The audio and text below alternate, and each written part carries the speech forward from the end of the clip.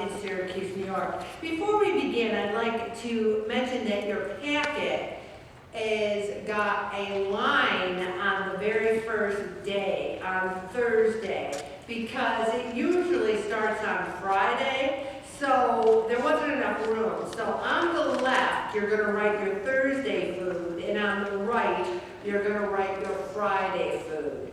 I know it's diametrically different, but left, Thursday food, right, Friday food, okay? And then you'll hand it in next week, but then I'm going to give it right back to you because on the back will be the log for the following week, okay? I'd also like to mention that I decided to do the meeting on flexibility because I'm not very flexible. I admit it, I'm not. No one ever says about me behind my back, that Ellen, she's so laid back. She just goes with the flow. She's just gumby, she's just pokey, she is just so flexible. And it's funny, some people think I'm better than I am. I mean, whenever I substitute teach, they always say to me, you're so patient with the children. And I think, I am? Because that's another thing I wouldn't say I was, is patient. So maybe I'm more flexible and more patient than I think I am, but for the most part, I like things to go my own way. Does anyone else like things to go their own way? Oh yes, we do! And when they don't go our way, we either have a hissy fit or we blame our husband, because isn't that what husbands are for?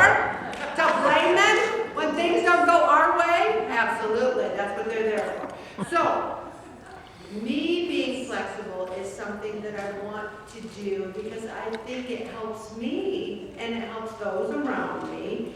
And the thing we need to know is that our faith will help us be more flexible. Because as long as we're alive, things will change. Like just today, some young kid chewing a wad of gum that was as big as he was, and braces, knocks on my front door. He's got a Verizon jacket on. And he says, hey, I'm in the neighborhood. We just put the new cable running, the new, what was it, BIOS. We dropped it in your neighborhood, so you want to get it? I go, no, I'm pretty happy with Spectrum. And he goes, well, do you mind if I ask what you're paying? And so I told him, he goes, oh my gosh, that's so much, and you could save all this money. But there's a part of me that just wants to stick with Spectrum because that's what I'm used to. Anybody else? I don't want to change. I got AT&T for my phone. I've had it forever, since the beginning of phones. I don't want to switch. I don't want to change. What if it gets screwed up? I don't care about saving money. You got to spend the money on something, right? So I'm thinking to myself, I said, give me your phone number. I'll call you if I just, and let me give you a tip. I was in sales my whole life. Don't be chewing that big wad of gum. And he goes, oh, and then he went to throw it in my yard. He goes, don't throw it in my yard. So anyway, that happened. Really? So then I realized that flexibility, I'm not even flexible as far as my Spectrum and AT&T plan goes, because I just feel like, oh, do I need to change? And will I get screwed up if I change? And I'm so used to it. Isn't that the way we feel even about our weight loss? Well, I always have pizza on Friday. What if it's to the family or eat something else? I just think I'll stick with pizza on Friday. I know I haven't lost any weight in the 10 years I've been at Pray It Off, but maybe when I'm 80. Here's the thing. We sometimes have to get out of our comfort zone. And then he said to me, I bet your speed isn't that good. And to tell you the truth, my speed is not great on my internet. Even my cell phone coverage isn't as great up there. I still have a landline because people can't hear me when I'm talking on my cell phone. So maybe God's saying, Ellen, listen to the kid with braces and a big wad of gum. He can save you some money, okay? So I need to go with the flow, and I need to say to God, you are the Alpha, the Omega. He cares about all things. He even cares about our cell phone coverage. He cares about everything. So I learned that even when I can't see my way out of things, God can see everything around me and will guide and protect me. Having faith keeps me stress-free, worry-free, focused, and happy. Let's look at those things. Who wants to be stress-free here? Who wants to be worry-free? Who wants to be focused and happy? We need to remember that nothing that happens to us, that God isn't there being our biggest cheerleader. And being flexible is powerful. You are in more control when you're flexible than when you're fighting against it, because you can decide how you're going to react to things. My father once told me that you can learn something from everybody, including a fool. Some people are so immersed in their own beliefs that they don't even want to hear someone else's opinion. You know, I remember when we went to Niagara Falls for my one cousin's funeral, and my sister said, Tommy Jr.'s a Jehovah's Witness, Ellen, and please, don't ask him about being a Jehovah's Witness. Just let it go. I don't want to talk about it, I want to hear about it. And just going like this. I'm the older sister, remember? I'm just doing this. And so we get there and I go, so Tommy, tell me about being a Jehovah's Witness. I couldn't ask him fast enough. And he told me every detail. And you know, it was fascinating. I loved hearing about it.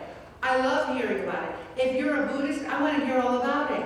I want to hear about different things. Does it mean that I'm going to drop Jesus like a hot potato? No. But I want to be open and flexible. And maybe I'm more flexible than I think I am. When it comes to life, love, and achieving goals, there is much more power in being flexible than in being stubborn.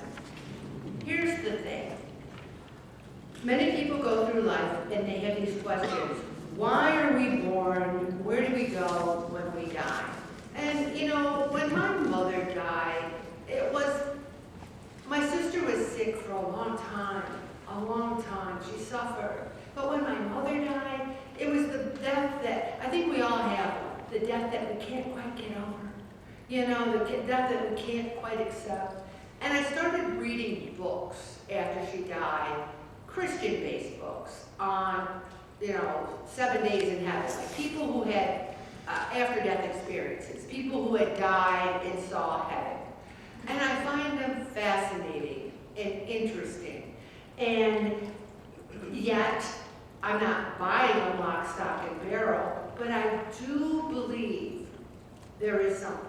Because I believe that the order to the universe, that these cells couldn't have crawled out of the ocean and became a butterfly, a tulip, a watermelon, a lion, a tiger.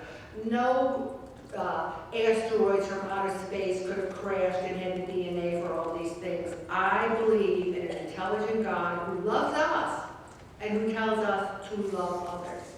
But you know what I've been finding?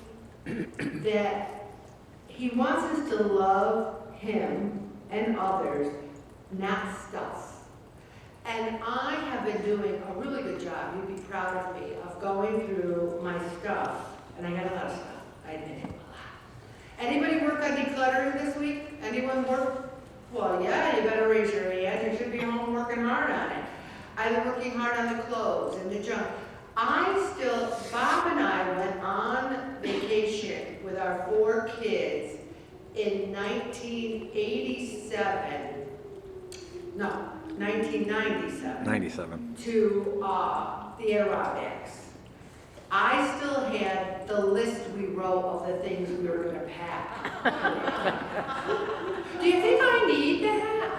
But I showed it to Bob. And then we rented a boat in the Adirondacks, and it was a metal bottom boat, and there was an electrical storm and the lightning was flashing, and I thought, all of us. There was like the smallest boat, and we had 4 kids and 2 adults, and I was at one of my heavier weights, and like the water was like almost this far into. So I said to Bob, I have the receipt for that boat that almost killed us during the electrical storm. It was $45. And then we laughed and I recycled it. But I don't need it. I don't need those things. We are on a constant journey to discover who we are. How exciting that is. I'm 71 years old, and I still don't know who I am. I'm 71 years old, and I don't know where God is leading me. I'm 71 years old, and when Tony said, people said to him, enjoy your life, because they're equating life with food and alcohol. Enjoy And we're saying, well, I want to enjoy my life, and I want to be able to walk. I want to be able to live. The operative word to life is live. And if we're eating everything under the sun and drinking everything under the sun, I even talked to one of my 50-year reunion buddies that I'm going to see in May, and he's like, oh, open bar, Ellen, you know that's dangerous. I said, you know, I just don't drink as much as I used to. And there was dead silence on the other line. I don't think he believed me. I go, no, really? I said, I finally slowed down at 71, and you know why I have, everyone? Because of the calories. It's too many calories. I don't want all those calories. Okay, so life doesn't end when we stop breathing. Either we believe that or we don't.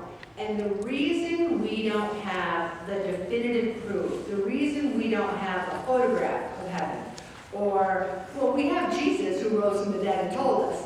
And that was documented by hundreds of people, even historically. But even if we don't believe that, we have to believe it, because if there was definitive proof, if we saw pictures, people would give up. They wouldn't fight cancer. They said, oh, I got cancer, but I'm not going to even fight it. I'm just going to go to heaven. We would give up on this life, and God wants us to live life every minute of every day and not give up. So there's still that mystery, and that's why we don't have to me, that's why we don't have definitive proof. So, your challenge this week is to live with faith, spontaneity, and flexibility. Have faith rather than fear, and believe that life is unfolding as it is intended to. Say, thank you, Jesus. Live in faith, not fear. It's a beautiful thing.